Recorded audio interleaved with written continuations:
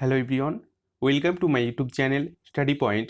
তোমরা যারা gen pass exam দিয়েছিলে এবং অনেক দিন থেকে ওয়েট করছিলে কখন কাউন্সিলিং হবে, তাদের জন্য গুরুত্বপূর্ণ একটা নোটিশ গতকালই প্রকাশিত হয়েছে। নোটিফিকেশনের ডেট হচ্ছে 21/7/2022। ওকে, তো এখানে স্পষ্ট করে তোমাদের বলে দেওয়া হয়েছে কাউন্সিলিংয়ের যে প্রসেস বা প্রক্রিয়া বাই স্টেপ কিন্তু এখানে অ্যানালাইজ করেছে বোর্ড। কি করে তোমরা বুঝবে এবং কি কি তোমাদের স্টেপ নিতে হবে এবং প্রথমে তোমাদেরকে কি করতে হবে সম্পূর্ণ কিন্তু এখানে আমি আলোচনা করব। অবশ্যই প্রথম থেকে শেষ পর্যন্ত ভিডিওটি দেখো, কারণ আমি বাংলা ভাষাতে অর্থাৎ ইংলিশে যে তোমাদের এই নোটিশটা এসেছিল, এই নোটিশটাকে আমি সম্পূর্ণভাবে যথাযথভাবে বাংলায় ট্রান্সলেট করার চেষ্টা করেছি, যাতে প্রত্যেকেরই বুঝতে সুবিধে হয় এবং তারা বুঝতে পারে রেজিস্ট্রেশন করার সময় কি কি লাগবে, অ্যালটমেন্ট কি বা আপগ্রেডেশন কি বা মপ আপ কি, সম্পূর্ণটা আমি কিন্তু তোমাদের সাথে শেয়ার করব। তো চলো প্রথমে আমি দেখে নেব বাই স্টেপ আলোচনা করব। প্রথমে অবশ্যই আমি জেনে নেব যে প্রথমে কি বলা হচ্ছে বা রুলস অ্যান্ড গাইডলাইনটা কি রয়েছে, সেটা কিন্তু এখন আমি তোমাদের সাথে শেয়ার করব বা জেনে নেব যে রুলস অ্যান্ড গাইডলাইন্স কি রয়েছে কাউন্সিলিং এর ক্ষেত্রে। ওকে, প্রথমে দেখো এখানে বলা হচ্ছে কাউন্সিলিং এর সমস্ত দিক, যেমন registration, choice filling, allotment, payment of seat, acceptance fees, provisional admission etc শুধুমাত্র কেন্দ্রীভূত অনলাইন প্রক্রিয়ায় হবে। অর্থাৎ কাউন্সিলিংয়ের সময় যখন হবে তোমাদের এই স্টেপগুলো হবে: registration, choice filling, allotment, payment of seat, acceptance, provisional admission, এই সমস্ত কিছু তোমাদের কাউন্সিলিংয়ের মধ্যেই কিন্তু হবে, যেটা কেন্দ্রীভূত অনলাইন প্রক্রিয়া কাউন্সিলিং পুরো সম্পূর্ণ হবে। ওকে, 2 নম্বর বলা হচ্ছে এখানে যে পশ্চিমবঙ্গ স্বাস্থ্য বিজ্ঞান বিশ্ববিদ্যালয় থেকে প্রাপ্ত অনুমোদিত সিট ম্যাট্রিক্স এ উল্লিখিত এবং বোর্ডের ওয়েবসাইটে, যে ওয়েবসাইটটা আমি এখানে মেনশন করে দিয়েছি, প্রকাশিত ইনস্টিটিউট এবং কোর্সে ভর্তির জন্য কাউন্সিলিং হবে। ওকে, তাহলে অবশ্যই কাউন্সিলিং হবে কিভাবে তোমরা বুঝতে পারলে, যে সিট ম্যাট্রিক্স রয়েছে এবং বোর্ডের যে ওয়েবসাইট রয়েছে সেখানে প্রকাশিত হবে কোন ইনস্টিটিউটে তোমাদের কাউন্সিলিং হবে এবং ওই ইনস্টিটিউটে যে সমস্ত কোর্স আছে কিনা সে ব্যাপারে কিন্তু তোমাদের কাউন্সিলিং হবে। ওকে, এখানে নাম্বার 3তে বলা হচ্ছে যে যে কোনো প্রার্থী যোগ্যতার মানদণ্ড পূরণ করে এবং এই উদ্দেশ্যে অনুষ্ঠিত common entrance examination JENPAS 2022 এর র্যাঙ্ক কার্ড দুটো তোমাদের আছে, যারা জিএমএর আর বা যারা বিএমআর করেছো তাদের ক্ষেত্রে অর্জন করে কাউন্সিলিং এর জন্য রেজিস্ট্রেশন করতে পারে। ওকে, নার্সিং এর নার্সিং অ্যান্ড তোমাদের এখানে কোর্স দেওয়া রয়েছে BMLT, CCT, OTT, PT, PA, MMB, BPT এর জন্য কাউন্সিলিং এবং সিট অ্যালটমেন্ট জিএমআর এ বিবেচনা করা হবে। ওকে, তোমরা প্রত্যেকে বুঝতে পারলে যে জিএমআর যে তোমাদের র্যাঙ্ক কার্ডটা তোমরা পেয়েছো, যারা জিএমআর পরীক্ষাটা দিয়েছো তাদের জন্য এই নার্সিং অর্থাৎ বিএসসি যে নার্সিং তারপর এই কোর্সগুলো কিন্তু তাদের জন্য সিট অ্যালটমেন্ট বা কাউন্সিলিং হবে। অন্যদিকে যে বিএইচএ রয়েছে, বিএইচএ এর জন্য কাউন্সিলিং এবং সিট অ্যালটমেন্ট হবে বিএমআর এর হিসাবে বিবেচনা করা হবে, অর্থাৎ বিএমআর যারা এক্সাম দিয়েছো তাদের জন্য কিন্তু এটা বিবেচনা করা হবে। থার্ড বলছে এবং সবচেয়ে যেটা গুরুত্বপূর্ণ সেটা হচ্ছে 3টে রাউন্ডে তোমাদের কিন্তু কাউন্সিলিং সম্পূর্ণ হবে। প্রথম হচ্ছে অ্যালটমেন্ট, সেকেন্ড হচ্ছে আপগ্রেডেশন, থার্ড হচ্ছে মপ আপ। প্রত্যেকটা তোমাদের স্টেপই ভেরি ভেরি ইম্পর্টেন্ট। আবারও বলছি, প্রথমে অ্যালটমেন্ট হবে, আপগ্রেডেশন এবং মপ আপ, তিনটে কিন্তু খুবই গুরুত্বপূর্ণ। আজকে আমি এই ভিডিওতে পুরো অ্যালটমেন্ট এর যে প্রক্রিয়া রয়েছে, রাউন্ড রয়েছে, রেজিস্ট্রেশন রয়েছে, সমস্ত কিন্তু এখানে আলোচনা করব। ওকে, অ্যালটমেন্ট নিয়ে। ওকে, তো অবশ্যই প্রথম থেকে দেখো তাহলে বুঝতে পারবে। নেক্সট এখানে বলা হচ্ছে নাম্বার 5-এ যে রেজিস্ট্রেশন শুধুমাত্র প্রথম রাউন্ডের শুরুতেই করতে হবে। ভালো করে দেখে রাখো যে তোমাদের যে রেজিস্ট্রেশন প্রক্রিয়াটা রয়েছে সেটা শুধুমাত্র প্রথম রাউন্ডের শুরুতেই তোমাদেরকে সম্পূর্ণ করতে হবে এই রেজিস্ট্রেশন। ওকে, কাউন্সেলিং এবং ভর্তির জন্য রেজিস্ট্রেশন বাধ্যতামূলক, অবশ্যই ম্যান্ডেটরি রয়েছে। তুমি যদি কাউন্সেলিং বা ভর্তির প্রক্রিয়ার জন্য নিজেকে পর্যালোচনা করতে যাও বা নিজেকে যদি তুমি ভর্তি বা কাউন্সেলিং এর জন্য রেডি করতে চাও, তাহলে রেজিস্ট্রেশন তোমাদের কিন্তু বাধ্যতামূলক, অবশ্যই রেজিস্ট্রেশন করতে হবে। কখন করতে হবে?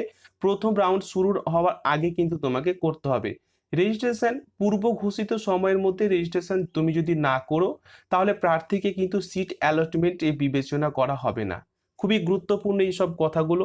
তুমি যদি প্রথম রাউন্ডের শুরুতেই রেজিস্ট্রেশন না করো, তাহলে তোমাকে কিন্তু সিট অ্যালটমেন্ট যেটা রয়েছে সেটা সেখানে কিন্তু তোমাকে বিবেচনা করা হবে না, বা তোমাকে সেখানে গুরুত্ব দেওয়া হবে না। ওকে, অলরেডি তুমি সেখান থেকে রিজেক্ট হয়ে যাবে। নেক্সটে বলছে কাউন্সিলিং এর জন্য রেজিস্ট্রেশন ফি তোমাকে 500 টাকা কিন্তু দিতে হবে। ভালো করে মনে রাখবে যে কাউন্সিলিং তুমি যখন করবে, কাউন্সিলিং এর জন্য যে রেজিস্ট্রেশন অবশ্যই প্রত্যেককে অনলাইন রেজিস্ট্রেশন করতে হবে। কি করে করতে হবে আমি কিন্তু পরবর্তী ভিডিওতে তোমাদের দেখিয়ে দিব, যে রেজিস্ট্রেশন কি করে করতে হবে, কি কি ডকুমেন্ট তোমাদের লাগবে। ওকে, তো এই রেজিস্ট্রেশন করার সময় অবশ্যই তোমাকে কিন্তু 500 টাকা দিতে হবে, যেটি কোনো অবস্থাতে কিন্তু ফেরতযোগ্য নয়, অর্থাৎ তুমি কিন্তু কোনো রিফান্ড তুমি এটা পাবে না। ওকে, প্রত্যেকে বুঝতে পেরেছো? চলো, এবারে আমি তোমাদের সাথে শেয়ার করব যে রেজিস্ট্রেশন যেটা রয়েছে সেটা কি করে করা হবে, বা কি কি ডকুমেন্ট তোমাদের লাগবে, বা বোর্ড কি বলেছে সেগুলো কিন্তু এখন জেনে নেব সম্পূর্ণ বাংলাতে। প্রার্থীদের প্রয়োজনীয় personal detail, academic detail, bank detail, address ইত্যাদি প্রদান করতে হবে রেজিস্ট্রেশনের সময়। ওকে, দেন কি বলছে, প্রার্থীকে অবশ্যই এর জন্য তার অ্যাপ্লিকেশন নাম্বার, রোল নাম্বার এবং ব্যাংক র্যাঙ্ক যেটা তোমরা পেয়েছো সেটা প্রদান করতে হবে, এবং নিম্নলিখিত যে একাডেমিক তথ্য রয়েছে সেটাও কিন্তু দিতে হবে। এবার একাডেমিক তথ্য কি কি রয়েছে সেটা কিন্তু এখন আমরা দেখে নেব। English, physics, chemistry and biology, এই যে চারটা তোমাদের সাবজেক্ট রয়েছে, এই চারটা সাবজেক্টে তোমাদের যে ফুল মার্ক রয়েছে অ্যান্ড অবটেন মার্ক, এই দুটোই কিন্তু তোমাদেরকে দিতে হবে রেজিস্ট্রেশন করার সময়। ভালো করে মনে রাখবে, English, physics, chemistry and biology, তোমরা এইচএসে কি করে রেজাল্ট করেছো, কতটা পেয়েছো, সেটা কিন্তু তোমাদেরকে এখানে ফিল করতে হবে। অর্থাৎ তোমাদের ফুল মার্ক কি ছিল এবং অবটেন মার্ক কত পেয়েছো সেটা কিন্তু তোমাদেরকে দিয়ে ফিল করতে হবে। ওকে, নাম্বার 3তে বলা হচ্ছে যে কি বলা হচ্ছে দেখে নেব, যে রেজিস্ট্রেশনের সময় বিভিন্ন তথ্য প্রদানের সময় প্রার্থীদের খুব সতর্ক অবশ্যই থাকতে হবে। প্রার্থী দ্বারা রেজিস্ট্রেশন জমা দেওয়ার পরে কারেকশন বা এডিটিং কিন্তু করা যাবে না। এই কারণে রেজিস্ট্রেশন যখন তোমরা করবে তখন স্টেপ বাই স্টেপ ভালো করে বুঝে জেনে বুঝে কিন্তু করবে। যদি আমি রেজিস্ট্রেশন করার যে প্রসেস মোবাইল থেকে তোমরা করবে তার স্টেপ বাই স্টেপ আমি কিন্তু ভিডিও আলোচনা করে দেব, একটা ক্যান্ডিডেটের ফর্ম বা রেজিস্ট্রেশন অ্যাপ্লাই করে কিন্তু সম্পূর্ণ আমি বলে দেব। ওকে, তো তোমরা যদি রেজিস্ট্রেশন করতে চাও তাহলে একজন ক্যান্ডিডেট আমি করব, অবশ্যই তোমরা কিন্তু পার্সোনাল হোয়াটসঅ্যাপে তোমাদের পুরো ডিটেল দিয়ে দিবে, আমি কিন্তু তাকে অবশ্যই করে দেব। নেক্সটে বলছে, তাই প্রার্থীর কাছে কলেজ বা কোর্সের কোনো পছন্দ না থাকে, বা প্রার্থী দেওয়া ভুল ইনপুটের কারণে কোনো সিট অ্যালটমেন্ট যদি না করা হয়, তাহলে বোর্ড কোনো প্রার্থীর দেওয়া এই ধরনের ভুল ইনপুট বা তার পরবর্তী কোনোটির জন্য আইনত দায়ী থাকবে না। বুঝতে পেরেছো?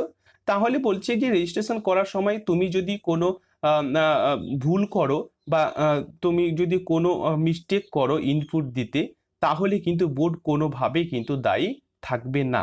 ওকে, এই গেল রেজিস্ট্রেশন প্রক্রিয়া। এবারে রেজিস্ট্রেশন যখন তুমি করে ফেললে তখন কিন্তু চয়েস ফিলিং তোমাদেরকে করতে হবে। খুবই গুরুত্বপূর্ণ চয়েস ফিলিংটা। কি করে তুমি চয়েস ফিলিংটা বুঝতে পারবে এবং কি কি করবে চয়েস ফিলিংয়ে, সেটা কিন্তু এখন আমরা জেনে নেব। রেজিস্ট্রেশনের সময় একবার একাডেমিক স্কোর দেওয়া হয়ে গেলে, ভালো করে বুঝবে, রেজিস্ট্রেশন তুমি যখন করলে তখন যে একাডেমিক তোমার কাছে স্কোর চাওয়া হবে সেটা একবার তুমি ফিল করে দিলে, এবং রেজিস্ট্রেশন যে ফি রয়েছে 100 টাকা, 500 টাকা, সেটা যদি তুমি দিয়ে দাও, বা তথ্যগুলোর ওপর ভিত্তি করে তার যোগ্যতার মানদণ্ড অনুযায়ী জন্য উপলব্ধ ইনস্টিটিউট এবং কোর্সের সমস্ত পছন্দ তুমি দেখতে পাবে। ওকে, বুঝতে পেরেছো? মানে রেজিস্ট্রেশন তুমি যখন পুরোপুরি কমপ্লিট করে ফেললে, সাবমিট করে ফেললে, তখন কিন্তু তোমার সেই একাডেমিক স্কোরের ওপর বা র্যাঙ্ক কার্ডের ওপর তুমি যেগুলো দিয়েছো রেজিস্ট্রেশনের সময়, তো সেগুলোর ওপর মানদণ্ড অনুযায়ী তুমি কিন্তু ইনস্টিটিউট এবং কোর্সের সমস্ত পছন্দ দেখতে পাবে। সেই উইন্ডোজে তুমি কিন্তু সমস্ত দেখতে পাবে, অর্থাৎ কোন ইনস্টিটিউট তোমার সেই র্যাঙ্কের জন্য রয়েছে, বা ওই ইনস্টিটিউটে কোন কোন কোর্স রয়েছে সমস্ত কিছু কিন্তু তুমি দেখতে পাবে। ওকে, নাম্বার 2 এ বলা হচ্ছে ইনস্টিটিউট এবং কোর্স নির্বাচন করার পর প্রার্থী তার পছন্দগুলোকে অগ্রাধিকার অনুযায়ী সাজিয়ে নেবেন। ওকে, এবারে দেখো যে যার র্যাঙ্ক ভালো হয়েছে এবং সে অবশ্যই কিন্তু অগ্রাধিকার পাবে এবং নিজের মতো সম্পূর্ণকে কি সে সিটগুলোকে বা কলেজ বা ইনস্টিটিউট বা কোর্সকে কিন্তু নিজের মতো পছন্দ মতো সেগুলোকে সাজিয়ে নিতে পারবে। ওকে, দেন কি বলছে, যদি একজন প্রার্থী কোনো পছন্দ না করেন তাহলে অবশ্যই তাকে কোনো অ্যালটমেন্ট দেওয়া হবে না।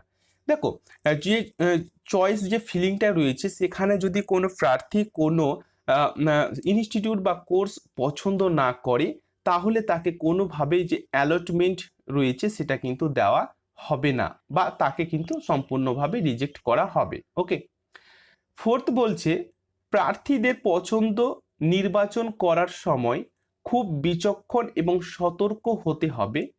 প্রার্থীদের সর্বোচ্চ এবং সমস্ত সম্ভাব্য প্রতিষ্ঠান বা শাখা নির্বাচন করার পরামর্শ দেওয়া হচ্ছে।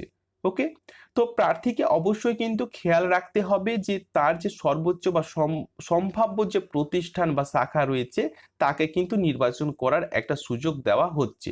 এটি নিশ্চিত করে যে তিনি সর্বদা একটি অ্যালটমেন্ট পাবেন। ভালো করে মনে রাখবে যে একজন প্রার্থী যদি 5টা বা 2টো বা 3টে যদি ইনস্টিটিউট সিলেক্ট করে তাহলেও কিন্তু তাকে একটি মাত্র অ্যালটমেন্ট দেওয়া হবে। বর্তমানে অ্যালটমেন্ট গ্রহণ করার পর প্রার্থী সর্বদা আপগ্রেডেশন বেছে নিতে পারেন। এই আপগ্রেডেশন তোমাদের ক্ষেত্রে ভেরি ভেরি ইম্পর্টেন্ট। কি করে আপগ্রেডেশন তোমরা বুঝতে পারবে তার সমস্ত কিছু আপডেট আমি কিন্তু পরবর্তী ভিডিওতে তোমাদের বুঝিয়ে দেব যে আপগ্রেডেশন কি, কি করে করতে হবে, কিভাবে করতে হবে। আপগ্রেডেশন ছাড়াও তোমাদের রয়েছে মপ আপ, সেটাও কিন্তু আমি তোমাদের সাথে শেয়ার করব এবং ভালো করে বুঝিয়ে দেব। ঠিক আছে, এবারে নেক্সটে বলছে যে চয়েস লকিং। দেখো, এর আগে আমরা জানলাম যে চয়েস ফিলিং, এবারে আমরা জানবো চয়েস লকিং, অর্থাৎ তুমি যে চয়েস করেছো সেটাকে কি করে লক করবে এবং সেটাকে আনলক করবে। ওকে, প্রার্থীকে অবশ্যই পূর্ব ঘোষিত তারিখের মধ্যে, অর্থাৎ তোমাকে যে তারিখটা দিয়ে দেওয়া হবে, যে চয়েস যে ফিলিং টাইমটা দিয়ে দেওয়া হবে সেখানের কথা বলছে যে পূর্ব ঘোষিত তারিখের মধ্যে তার পছন্দগুলোকে লক করতে হবে। অর্থাৎ তুমি যে চয়েস ফিলিং প্রসেসে গিয়েছো এবং সেখানে যে তুমি ইনস্টিটিউট এবং কোর্স সিলেক্ট করেছো সেখানে কিন্তু তোমাকে কি করতে হবে, লক করে দিতে হবে। অর্থাৎ একটা লক অপশন থাকবে, সেই লক অপশন তোমাকে করে দিতে হবে। প্রার্থী তার লক করা পছন্দগুলির একটি প্রিন্ট আউট অবশ্যই নিতে পারবে। ওকে, অর্থাৎ তুমি কোন কোন ইনস্টিটিউট সিলেক্ট করেছো এবং কোন কোন তুমি পছন্দ অনুযায়ী নিজের মতো সাজিয়ে নিয়েছো তা সেটাকে প্রথমে তুমি লক করবে। তোমাদের এই চয়েস ফিলিং বা রেজিস্ট্রেশন 2 থেকে 3 দিন তোমাদের সময় দেওয়া হবে।